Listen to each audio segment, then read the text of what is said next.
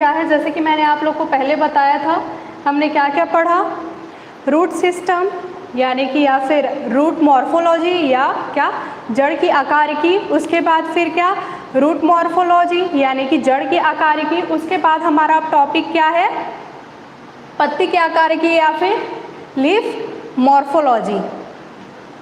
तो जैसे कि नाम से ही पता चल रहा है हम लोग लीफ मॉर्फोलॉजी में क्या पढ़ेंगे। तो लीफ मॉर्फोलॉजी में हम लोग ये सबसे पहले हमने क्या पढ़ा, रूट के बारे में, रूट के बारे में बाद हमने क्या पढ़ा, स्टेम यानी कि क्या तने के बारे में, यानी कि तना बाहर से कैसा दिखता है, उसकी संरचना कैसी होती है और क्या क्या होती है। उसके बाद जड़ तना यानी कि रूट और स्टेम के बाद अब हम लोग पढ़ेंगे लीव्स यानी कि पत्ती की आकारिकी। पत्ती की आकारिकी यानी कि पत्ती बाहर से कैसी दिखती है, बाहर की पत्ती के क्या क्या क्या कार्य हैं, पत्ती के क्या क्या कार्य है, यानी कि ये किस तरीके से पौधे को कंट्रीब्यूट करता है, पौधे की मदद करता है। तो शुरू करते हैं। सबसे पहले क्या यहाँ पे जो लिखा हुआ है वो मैं आपको सबसे पहले एक्सप्लेन करती हूँ। यहाँ पे लिखा हुआ है क्या, तने से निकले हुए उपांगों को पत्तियाँ बोलती हैं। तो जैसे कि हमने अपने आसपास पत्तियों को देखा है, हम रोज़ अपने आसपास किसी न किसी पेड़ पौधे को देखते हैं और उनकी पत्तियों को देखते हैं। तो सबसे पहले क्या तने पर कुछ इस तरीके से संरचना निकली हुई होती है, यानी कि तने से ही पत्तियाँ लगी हुई होती हैं। तो वे तने पे जो पत्तियाँ लगी वो हो गया तने पे लगे हुए उपांग को क्या कहते हैं, पत्तियाँ कहते हैं। ये तो हमको पता है, हमने अपने आसपास देखा हुआ है। क्या पौधे का आवश्यक एवं भोज्य पदार्थ क्या है, देखिए मैंने आप लोग को बताया था जड़ क्या जमीन से जल प्राप्त किया, जो पोषक पदार्थ था, जो खनिज था, उसे किसने अवशोषित किया, सबसे पहले रूट ने या फिर जड़ ने।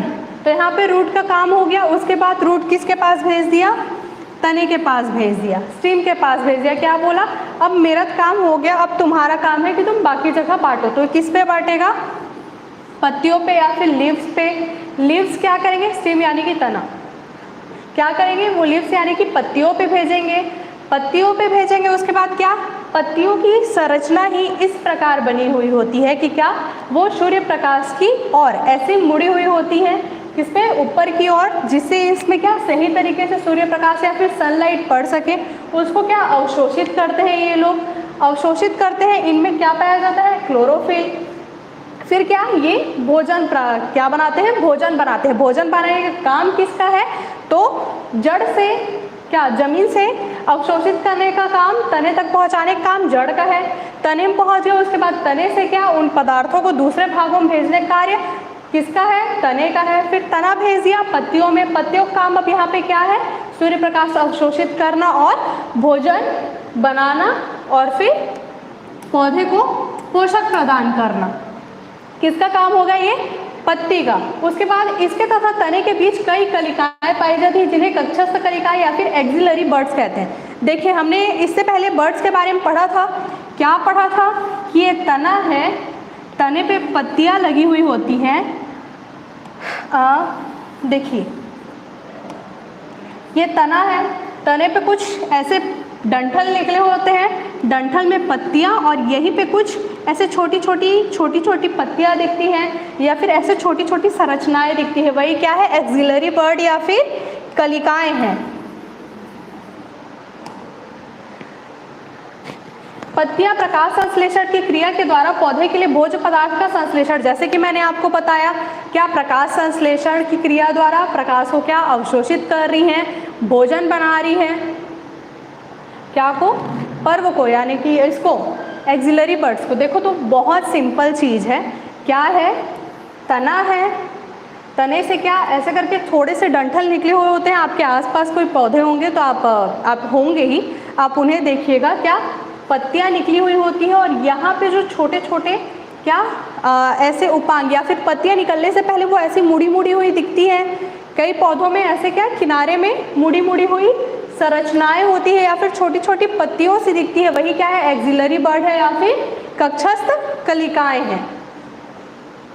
ठीक, उसके बाद क्या, यहाँ पे प्रकाश संश्लेषण की क्रिया मैंने बताया कि पत्तियां क्या ऊपर की ओर उठी होती है, प्रकाश को अवशोषित करती हैं। उसके बाद वाष्पोत्सर्जन की क्रिया, तो मैंने आप लोग को एक पीछे जब मैं पादप कोशिका पढ़ा रही थी और उसके बाद हाँ, वर्गीकरण जब मैं पढ़ा रही थी तब मैंने आप लोग को क्या बताया था कि जो पत्तियां हैं उसमें क्या पाए जाते हैं, रंध्र पाए जाते हैं या फिर छेद पाए जाते हैं, जिससे क्या वाष्पोत्सर्जन की क्रिया होती है, यानी कि वाष्प को क्या उत्सर्जित करते हैं वो लोग, उसकी क्रिया इन्हीं रंध्रों के कारण होती है। तो ये रंध्र या फिर छेद किस में पाए जाते हैं, पत्तियों में पाए जाते हैं। ये पत्तियों में पाए जा रहे हैं तो उन्हीं पत्तियों से क्या वाष्पोत्सर्जन की क्रिया हो रही है या फिर वेपोराइजेशन हो रही है, वेपोराइजेशन हो रही है।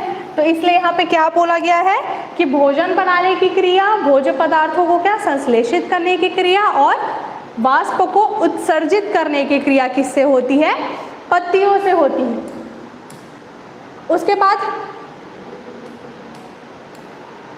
अब दिख रहा होगा शायद, हाँ, उसके बाद फिर प्रारूपिक पत्ती के भाग यानी कि पार्ट्स ऑफ टिपिकल लीफ, यानी कि पत्तियों के कौन कौन से भाग हैं। तो नॉर्मली पत्तियों के कौन से 4 भाग हैं, पर्णाधार या फिर लीफ बेस, अनुपत्र या अनुपर्ण स्टिपल्स, उसके बाद पर्णवृंत, मीसोपोडियम ऑफ पेटियोल और पत्रफलक एपिपोडियम ऑफ लेविला।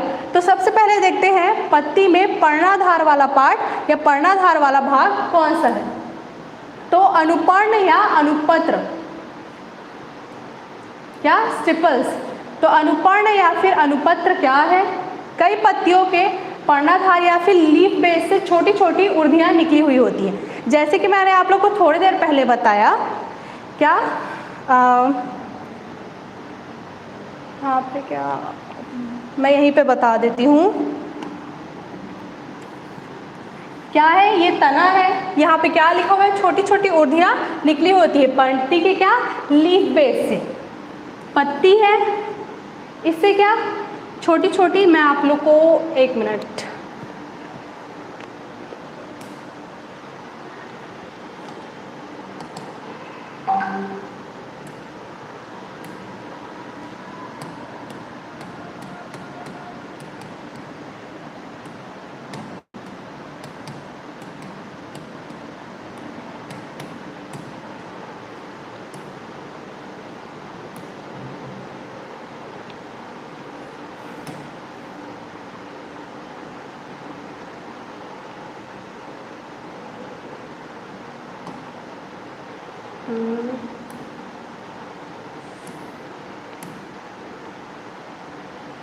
देखिए इसमें यहाँ पे स्टिपल्स या फिर अनुपत्र या फिर अनुपर्ण दिख रहे हैं। क्या है, ये तना है, तने से क्या ये डंठल निकला हुआ है, डंठल पे क्या पत्ती लगी हुई है और यहाँ पर ये छोटी छोटी पत्तियाँ या फिर कलिकाएं दिख रही है। तो ये जो छोटी सी संरचना है, क्या आप लोग अपने फ़ोन में एक बार सर्च करके भी देख लीजिएगा यहाँ पे, क्योंकि आप लोग को मेरे ख्याल से काफ़ी छोटा दिख रहा होगा। ये क्या है, स्टिपल्स, यानी कि जो छोटी सी पत्तियाँ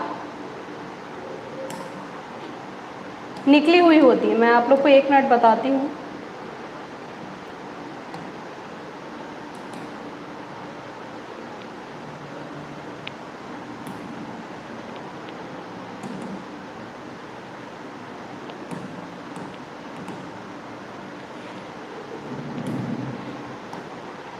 देखिए तो यहाँ पे क्या बोला गया, इससे पहले क्या बर्ड के बारे में मैंने बताया। बर्ड क्या था, पौधे में डंठल के पास यहाँ पर कुछ ऐसी छोटी सी संरचना निकली हुई होती है, वो क्या था, वो बर्ड या फिर कलिका थी। उसके बाद अब यहाँ पर क्या बोला जा रहा है, अनुपत्र या अनुपर्ण। तो ये जो बड़ी पत्ती है उसी पत्ती का क्या आप एक छोटा भाग ले लीजिए, यानी कि ये पत्ती मान लीजिए इतनी बड़ी है तो आप इसे बिल्कुल छोटी सी एक और पत्ती यहाँ पर ले लीजिए, यहाँ पर क्या डंठल के पास या फिर तने से बिल्कुल लगी हुई, तो वही क्या है अनुपत्र या फिर अनुपर्ण।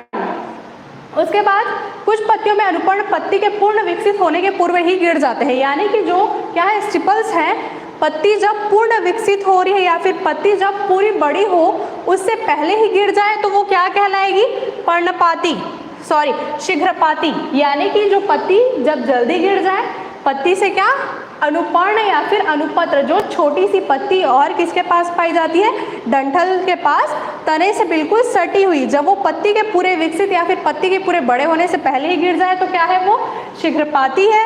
और अगर कुछ पौधों में क्या कुछ समय तक ये रुकती है, कुछ पौधों में तो बहुत जल्दी गिर जाती है उन पत्तों, उसमें क्या पौधों के उदाहरण में क्या है, चंपा का पौधा, और जिसमें कुछ समय तक रुकती है उसके उदाहरण में क्या है, अमरताल।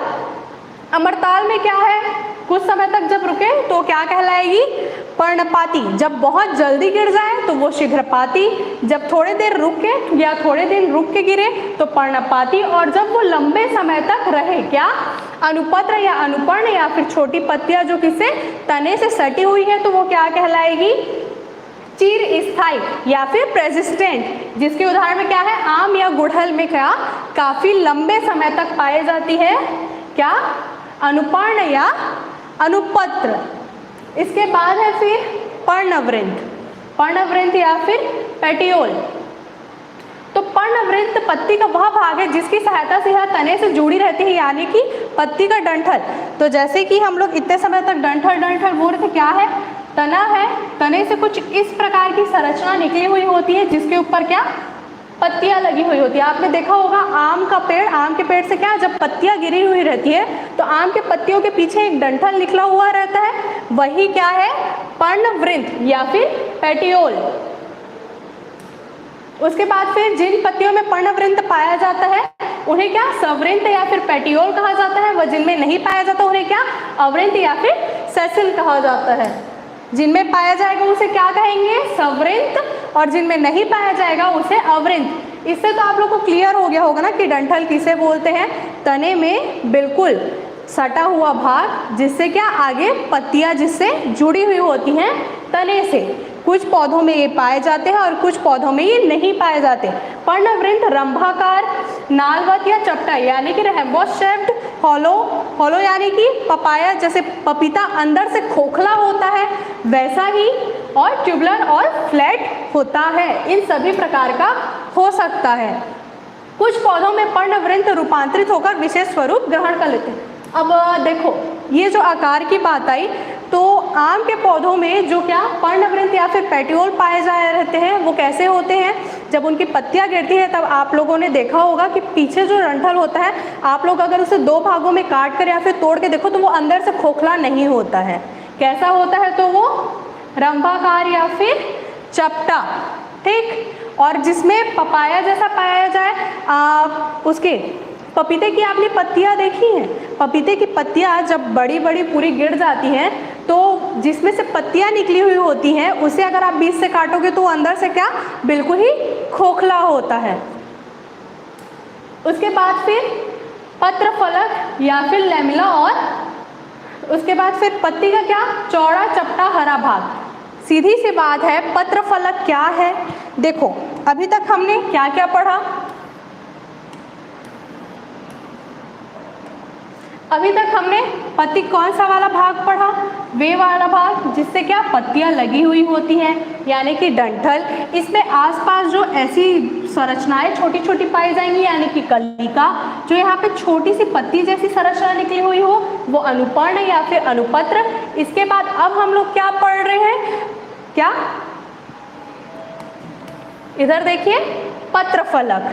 पत्र फलक में क्या है, पत्र फलक ये जो पत्तियां हैं जो क्या ऐसे ऊपर की ओर दिखती हुई रहती है या फिर प्रकाश संश्लेषण करती है, प्रकाश संश्लेषित करती है, तो यही पत्ती क्या है, पत्र फलक। समझ आया पत्र फलक क्या है। देखिए पत्र का वह भाग जो प्रकाश संश्लेषण या वाष्पोत्सर्जन की क्रिया में मुख्य भूमिका निभा रहा है। जैसे कि मैंने बताया पत्ती जो ऊपर की ओर उठी हुई होती है वही क्या प्रकाश संश्लेषित करती है और वाष्पोत्सर्जन की क्रिया करती है। तो बिल्कुल पत्ती का ऊपर का ही भाग या फिर नीचे का भाग, दोनों भागों को मिलाकर क्या बन रहा है, पत्र फलक। जब पत्ती के दोनों सतहों की संरचना समान हो, ये जो कुछ पॉइंट्स हैं वो याद रखने वाले हैं।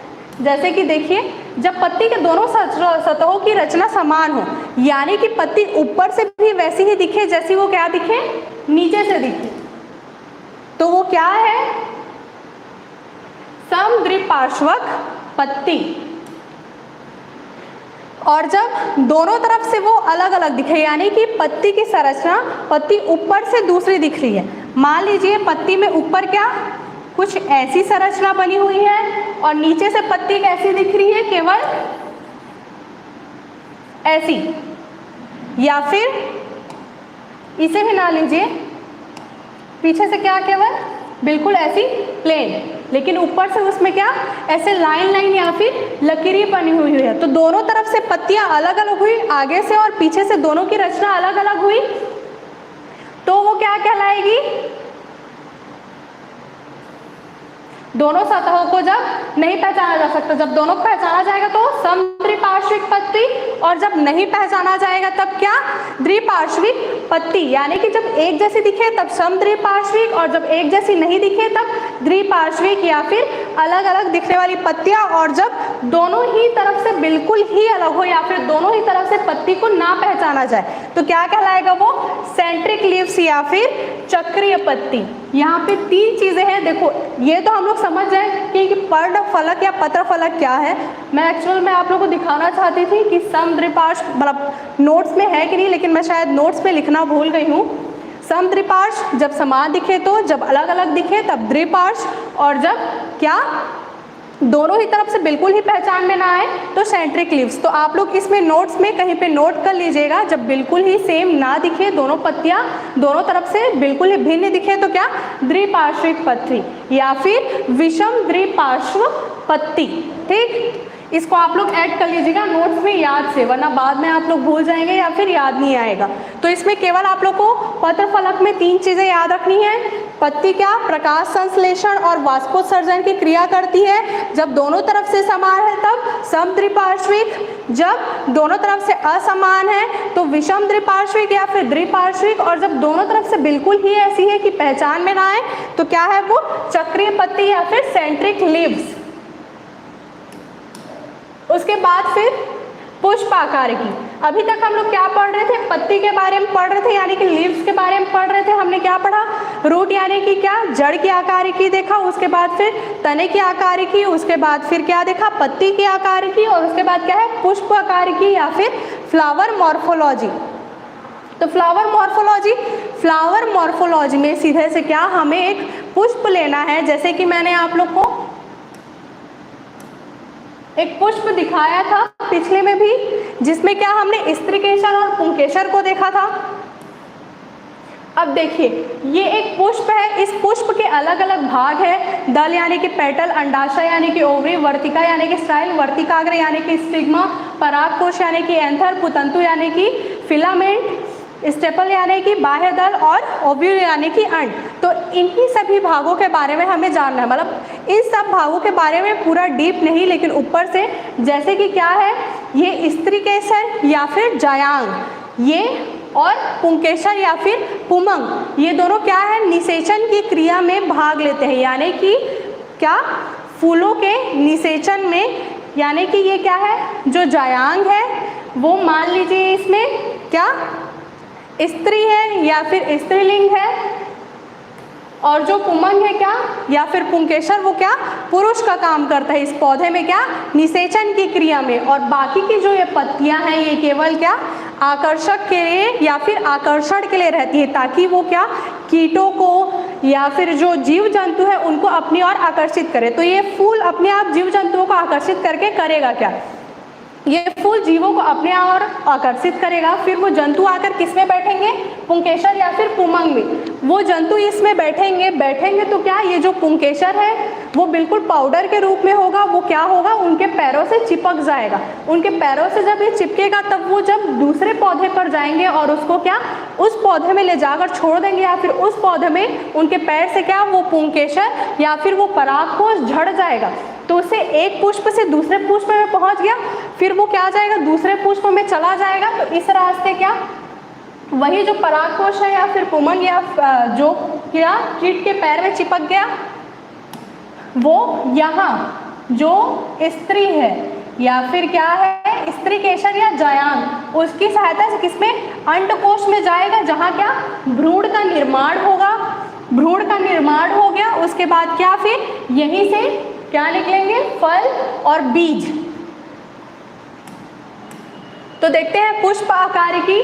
पुष्प एक रूपांतरित परो शूट और रूट हमने पढ़ा था, जो वायवीय भाग है, जो क्या जड़ के नीचे रहे वो रूट या फिर जड़, और जो क्या जमीन के बाहर रहे वो प्ररोह या फिर शूट। या कली जिनकी पत्तियां रूपांतरित होकर विशेष रूप धारण करती है। एक चीज और, फूल क्या है तो वो पत्तियों का ही रूपांतरित रूप माना जाता है। किसे? पत्तियां ही रूपांतरित होकर या फिर पत्तियां ही बदलकर किसमें होती है? पुष्प बनती हैं। पुष्प एक डंठल के द्वारा प्रवाह के मुख्य अक्ष से जुड़ा हुआ रहता है। इस डंठल को क्या कहते हैं? पेडिकल या फिर पुष्पवृंत। आपने देखा होगा यहाँ पे क्या, मंदार का फूल ले लीजिए। मंदार का फूल जब क्या पौधे से लगा हुआ रहता है तो ऐसे करके एक डंठल रहता है, फिर डंठल के ऊपर से क्या, डंठल के ऊपर तो फूल रहता है ना, बिल्कुल चिपका हुआ तो नहीं रहता है। तो उसी डंठल को यहाँ पे क्या बोला गया है? उस डंठल का नाम है क्या?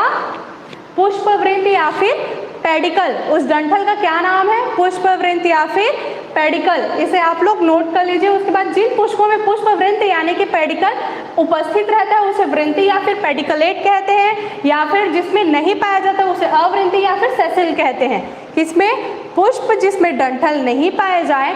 मंदार का पौधा, उसमें नीचे डंठल पाया जाता है जिसके ऊपर पुष्प लगे हुए होते हैं, तो वो पौधा क्या है?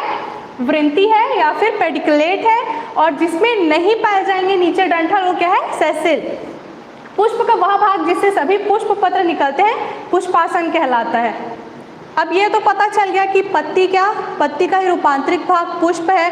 पुष्प के अलग अलग भाग हैं। देखो ये क्या है? प्रारंभिक पुष्प के भाग, अलग अलग भागों पहले भी हम लोग पढ़ा था।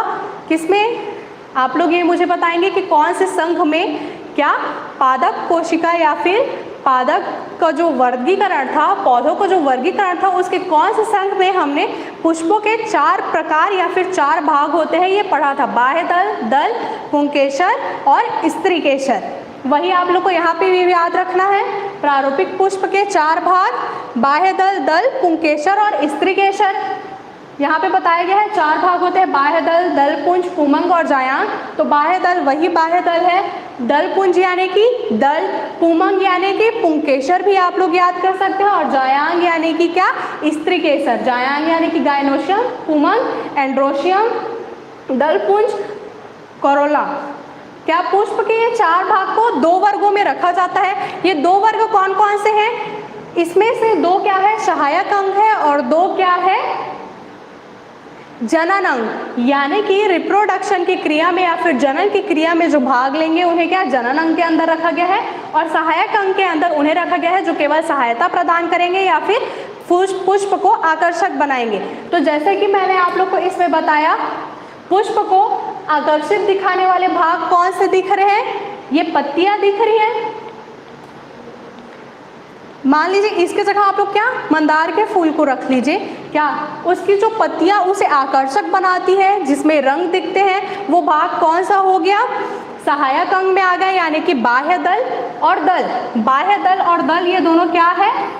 सहायक अंग है। और उसके बाद स्त्रीकेसर और पुंकेसर जो कि निषेचन की क्रिया में भाग ले रहे हैं। स्त्रीकेसर के अंदर क्या आ रहा है? अंडाशय, जिसके अंदर क्या बनता है? बीज रहता है, या फिर जिससे ही फल बनता है, और फल के अंदर बीज रहता है, वो किससे बनता है? स्त्रीकेसर के अंदर बन रहा है। यानी कि मान लीजिए जायांग या फिर स्त्रीकेसर एक औरत है जो क्या गर्भ धारण कर रही है, अपने अंदर क्या भ्रूण का निर्माण कर रही है, और पुंकेसर क्या पुरुष है जिसकी सहायता से क्या इसमें भ्रूण का निर्माण हो रहा है। तो स्त्रीकेसर और पुंकेसर यानी कि जायांग और पुमंग क्या है? ये दोनों निषेचन या फिर रिप्रोडक्टिव ऑर्गन्स हैं या जनन अंग है, और जो क्या कीटों को आकर्षित कर रही है, या फिर जो सुंदर दिख रही है, या फिर जो लोगों को आकर्षित कर रही है, जो केवल सहायता के लिए या फिर इन लोगों को चारों तरफ से घेरे रखने के लिए जो अंग है वो कौन से? सहायक अंग है। यानी कि बाह्य दल और दल सहायक अंग, और क्या जायांग और पुमंग दोनों क्या जनन अंग है। उसके बाद फिर फल आकारिकी, ये तो पुष्प हो गया। अब हम लोग को पुष्प में ये पता चल गया कि पुष्प का क्या जो जायांग वाला भाग है, जो स्त्रीकेसर वाला भाग है, उसमें क्या बीच में अंडाशय पाया जा रहा है, ओवरी पाया जा रहा है, जिसके क्या उसी से क्या फल निकल रहे हैं, और क्या फल के अंदर बीज बन रहे हैं। ये तो हो गया। यानी कि फूल से क्या फल बन रहे हैं, तो अब उसी फल की क्या आकारिकी यानी कि फल कैसे दिख रहे हैं। तो निषेचन के बाद अंडाशय का रूपांतरित होकर फल बना देते हैं, ये तो हमको पता है, हमने थोड़ी देर पहले पढ़ा। पुष्पीय पादप में निषेचन के बाद अंडाशय में कई परिवर्तन होने लगते हैं तथा अंत में अंडाशय क्रमशः बीज और फल बना देते हैं। यानी कि अंडाशय ही फूल के अपने अंदर क्या भोज्य पदार्थ संचय करके क्या बन गया, फल बन गया। फल के अंदर हमको बीज मिल गए, उसके बाद फिर क्या, वो तो फल हो गया।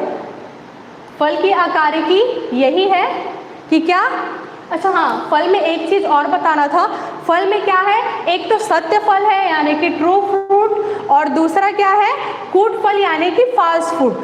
तो सत्य फल और कूट फल कौन कौन से हैं? सत्य फल वे फल है जो क्या अंडाशय के ही बड़े होने से या फिर अंडाशय से ही बनेंगे, वो क्या है, सत्य फल है। और कुछ फल क्या बाह्य दल और दल जैसे सहायक अंगों से भी कुछ पौधों में क्या फल बन जाते हैं, तो वो क्या है, कूट फल या फिर फॉल्स फल। तो सत्य फल में कौन कौन से हैं? सत्य फल में आएंगे आम, पपीता, अमरूद, भिंडी, ये सब क्या है, सत्य फल है। यानी कि फूल लगा, फूल का जो अंडाशय है उसी से क्या बना, फल बना। लेकिन जो फॉल्स फ्रूट है या फिर कूट फल है वो कौन कौन से है? सेब, नाशपाती, बैगन, रसभरी, कटहल, अनानास, अंजीर। फॉल्स फल क्यों है? क्योंकि ये क्या, जो रिप्रोडक्टिव ऑर्गन्स हैं या फिर जो अंडाशय है उससे नहीं बने हैं, उसके अलावा जो सहायक अंग जो उसे चारों ओर घेरे हुए होते हैं जैसे कि बाह्य दल और दल, उससे बने हुए होते हैं या फिर उससे निकले हुए होते हैं, इसलिए क्या है, वो फॉल्स फ्रूट हैं। कौन कौन से? सेब, नाशपाती, बैगन, रसभरी, कटहल और अनानास। और जो क्या अंडाशय से ही बने वो क्या कहलाए, सत्य फल, आम, पपीता, अमरूद और भिंडी। उसके बाद फिर आखिरी क्या है, बीज आकारिकी या फिर सीड मॉर्फोलॉजी। तो सीड मॉर्फोलॉजी में क्या है, सिंपल सा क्या, फल के अंदर बीज पाए जाते हैं और ये बीज क्या अलग अलग स्थानों पर फैलते हैं। तो कैसे फैलते हैं, आप लोगों ने फुलहड़ सुना होगा या फिर सुना नहीं होगा तो मैं आप लोग को बताती हूँ। इस प्रकार की क्या उसका शरीर रहता है और चारों तरफ ऐसे रेशे निकले हुए होते हैं उसके शरीर से, और क्या अक्सर वो आपको हवा में उड़ता हुआ दिख जाएगा। ज़्यादातर क्या गर्मियों के समय में ये उड़ता हुआ एक स्थान से दूसरे स्थान जाता है, क्या ये बीज ही है, क्या बीज।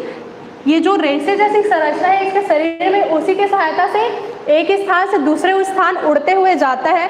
और कहीं पर मान लीजिए ये यहाँ पर से उड़कर दूसरे स्थान गया और यहाँ पर अगर इसको वो मिट्टी सही मिल गई या फिर जगह सही मिल गई तो वहाँ पे क्या, जब ये गिरा तो वहाँ पे क्या इसका नया पौधा लग जाएगा, यानी कि इसी बीज से नया पौधा आ जाएगा। उसके अलावा बीज और किस किस तरीके से फैलते हैं, वायु के द्वारा मैंने आपको बताया, कीटों के द्वारा भी मैंने आपको बताया था। एक पुष्प में कीट बैठेंगे, जीव जंतु बैठेंगे, उनके पैरों में क्या परागकण चिपक गए, वो दूसरे पुष्प में गए और क्या निषेचन की क्रिया हुई, नया फूल या फिर नया फल बन गया। वैसे ही जल के द्वारा भी फैलते हैं, जल के संपर्क में आने पर एक पौधे से दूसरे पौधे, और क्या ये जो उड़ने वाला मैंने बताया वायु से, वैसे ही क्या कुछ पौधे होते हैं, क्या है, मान लीजिए इसके अंदर बहुत सारे बीज भरे हुए हैं, ये फूटा यानी कि ऐसे करके फूट गया, फिर इसके अंदर से जो ये बीज है ये सारे क्या बाहर निकल गए और कुछ नीचे गिर गए, तो यहीं पे नए पौधे बन गए, और कुछ क्या उड़ गए या फिर वायु की सहायता से एक स्थान से दूसरे स्थान चले गए, तो वो क्या दूसरे स्थानों पर उग गए या फिर दूसरे स्थानों पर अंकुरित हो गए। तो ये हो गया बीज की आकारिकी। यहाँ पे हमारा क्या खत्म होता है, पादप आकारिकी या फिर प्लांट मॉर्फोलॉजी यहाँ पे खत्म होता है। अगर इतने में कुछ डाउट है तो आप लोग पूछिए या फिर लास्ट में आप लोग कमेंट में बता दीजिएगा। आकारिकी मतलब बाहरी संरचना के बारे में ही हम लोग को पढ़ना है कि जड़ बाहर से कैसा दिख रहा है, तना बाहर से कैसा दिख रहा है, पत्तियां बाहर से कैसी दिख रही है, फल कैसे हैं, बीज कैसे हैं। तो क्या तने से पहले क्या बीज निकला, बीज से तना, तना से पत्ती, पत्ती से फूल, फूल से फल, फल के अंदर बीज, और फिर बीज से नया पौधा। इस तरीके से क्या इनका साइकिल चलता रहता है। यहाँ पे ये टॉपिक कंप्लीट हुआ। अगर आप लोगों को कोई डाउट्स हो तो लास्ट में कमेंट में पूछ लीजिएगा या फिर बता दीजिएगा, नेक्स्ट क्लास में उसे कवर कर लिया जाएगा। और उसके बाद या तो हम इसके बाद ही MCQs करेंगे या फिर इसके बाद हम लोग जो आगे के टॉपिक्स है यानी कि क्या प्लांट किंगडम या फिर पादप जगत के ही अंदर जो बाकी टॉपिक्स है जो मैंने आप लोग को सिलेबस में बताया था उसे कवर करेंगे, उसके बाद फिर MCQs करेंगे। Thank you.